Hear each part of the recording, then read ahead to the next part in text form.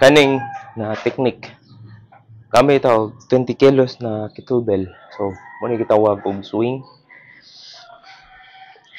spread ang hips, ang legs, feet open, comfortable stance na posisyon ba nga sakto ra bilangkad. Ang kettlebell butang nos ubos mo i-grab imong ihanap labyog ba kana labyog. Oh, core.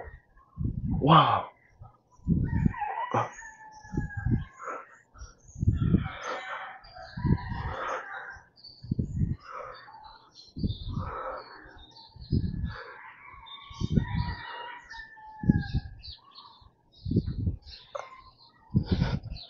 Ig, labyog mo. Ako sabi sa mo, core.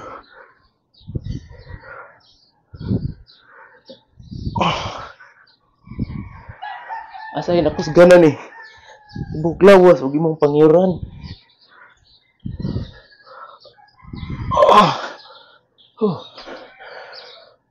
Pwede gani tuk kamot daw to kakamot.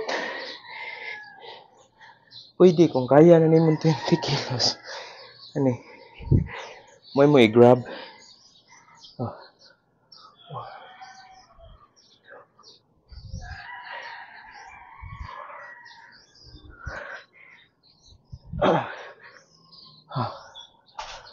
Kato usa na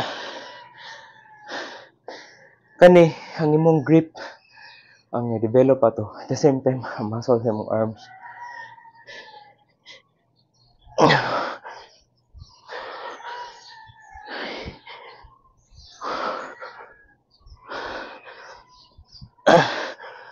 So kita mo na ko naka bare hands ko kettlebell pero in reality grabe gani og kubal ba kay may pit man ang skin sa kettlebell bugat.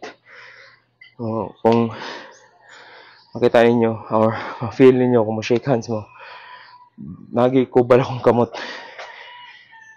realistic na siya kay wa man ko na gloves pero kung di mo ganahan magkubal pag gloves mo para di pod slide ang kettlebell kutas po di kaning kettlebell di siya ni basta-basta takes time practice and makita gyud mo mo stable imong core gamit na ang kettlebell.